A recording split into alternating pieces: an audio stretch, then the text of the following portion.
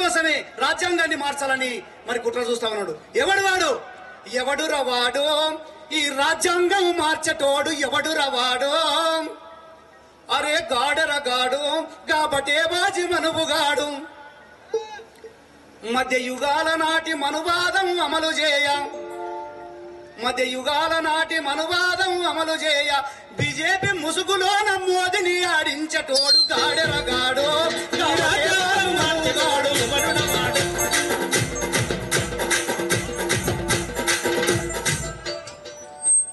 మధ్య ఆసియా మీదుగా వలసొచ్చిన దొంగ వీడు.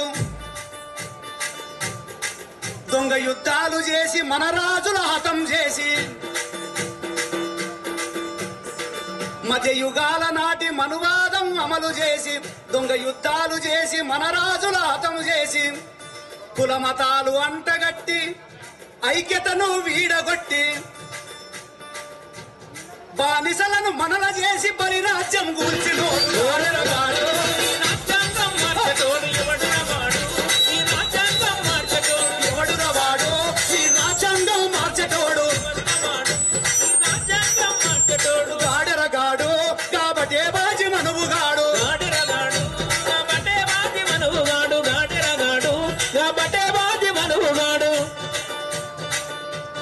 బానిస సంఖ్యలు దెంచ బాబాసాహెబ్ అవతరించి భారత రాజ్యాంగమిచ్చి బతుకులకు వెలుగునిస్తే, ఫలాలు అందించే పవరు మనువుగాడు గుంజుకొని రాజ్యాంగమే మార్చేస్తని రాజముద్ర వేస్తాడంట గాడెరగాడు.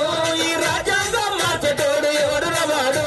ఆ రాజ్యాంగం మార్చేటోడు గాడెరగాడు. కాబట్టే బాజి మనువుగాడు గాడెరగాడు. కాబట్టే బాజి మనువుగాడు. మనువుగాన్ని కూల్చకుంటే మన బతుకులో వెలుగు రాదు. రాజ్యం నువ్వు ఏలకుంటే రాజ్యాంగం అమలు కాదు. ఓటుతోటి మనువుగాని పీఠము కూల్చెయ్యాలి. రాజ్యాంగ రక్షకుడే ఈ దేశాన్ని రాజ్యాంగం మార్చేటోడు ఎవడు రవాడు? ఆ రాజ్యాంగం మార్చేటోడు ఎవడు రవాడు? ఆ రాజ్యాంగం మార్చేటోడు. ఈరోజు బీజేపీకి బీసీల బలం లేదు, ఎస్సీల బలం లేదు, ఎస్టీల బలం లేదు. అయినా బీజేపీ మళ్ళీ గెలుస్తుంటుండు. బీజేపీ మళ్ళీ గెలుస్తుంటాడు.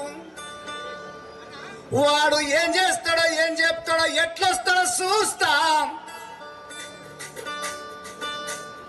బీసీల బలం లేదు, ముస్లింల మద్దతు లేదు, ఎస్సీలు వ్యతిరేకమే, ఎస్టీలు వ్యతిరేకమే అన్నా అయినా బీజేపీ మళ్ళీ గెలుస్తుంటుండు. ఎవడు రవాడు? ఈ రాజ్యాంగం మార్చేటోడు ఎవడు రవాడు? ఈ రాజ్యాంగం మార్చేటోడు ఎవడు రవాడు? రాజ్యాంగం మార్చేటోడు. మన మోడీ సారు చెప్పింది చెయ్యడు, చేసింది చెప్పడు. ఈరోజు 15 లక్షల రూపాయలు మీ ఖాతాలో వేస్తానని వచ్చినాయా? నౌకలు వచ్చినాయా? ఏటా 2 కోట్లు రైతులకు మరి సంపుతా ఉన్నాడు. ఆడోళ్లను బట్టలు కూడా తీసి సంపుతా ఉన్నాడు, దిప్తా ఉన్నాడు. మరి ఇంకెవరిని కాపాడిండు? ఏం చేసిండు? ఈరోజు ఎల్ఐసి తీసుకుపోయి ప్రైవేటోనికి, బిఎస్ఎన్ఎల్ తీసుకుపోయి ప్రైవేటోనికి, ఎయిర్లైన్ తీసుకుపోయి ప్రైవేటోనికి, సముద్రం అమ్మను, మరి పంట పొలాలను, ఫ్యాక్టరీ గేట్లను, రైతు నాగలి, కూలి చేతులను అన్నిటినీ మరి అదాని అంబానికి అప్పచెప్పిండు. ఈరోజు దేశంలో ఉన్నటువంటి సంపద అంతా ఈ ప్రపంచానికి మొత్తం కుబేరులు, ప్రపంచంలో అత్యున్నతమైన కుబేరులు అయ్యిండ్రు. ప్రజల నెత్తినేమో బువ్వ తింటే జీఎస్టీ, ఫోన్ మాట్లాడితే జీఎస్టీ, బట్ట కొంటే జీఎస్టీ, మనమేమో అగడైసి వస్తున్నాం. వారేమో ప్రపంచ పరివారం లేదంట, సంసారం మరి భార్య పిల్లలు లేరంట. ఈరోజు అదాని, అంబానీ, మల్టీనేషనల్ కంపెనీలు ఇవన్నీ కూడా మోదీ పరివారం. ఈ పరివారాన్ని మట్టు పెట్టాలంటే మనం ఓటు ఒక్కటే ముఖ్యం, ఓటే ప్రధాన ఆయుధం.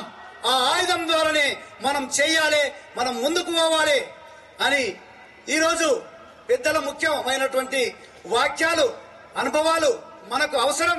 కొద్దిసేపు ఓపికతోటి మీరు ఈరోజు మోడీ ప్రభుత్వం ఓకే ఈరోజు మోడీ చేతిలో ఏముంది? ఎందుకు గెలుస్తా అంటుండు? ఈడీని పిలిపించి బేడీలు వేస్తాడట. ఈడీని పిలిపించి బేడీలు వేస్తాడట. మరి ఈవీఎం మిషన్ పెట్టి ఓట్లను దోస్తాడట.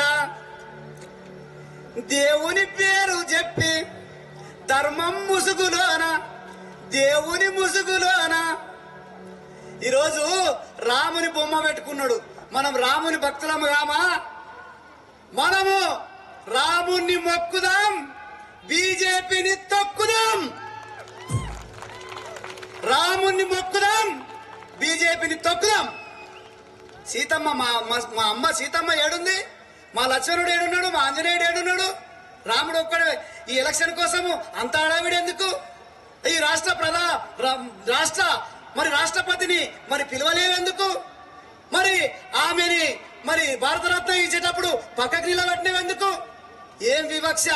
ఈ దేశవాసులు కారు వాళ్ళు, ఈ దేశవాసులు కారు కాబట్టి ఈ దేశం మీద ప్రేమ లేదు.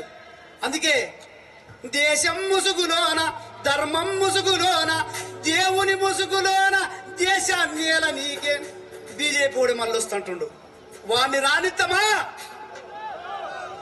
మన బాబాసాహెబ్ రాసిన రాజ్యాంగాన్ని తీసేస్తే మనం బతకలేము కాబట్టి మరి రానిత్తమా?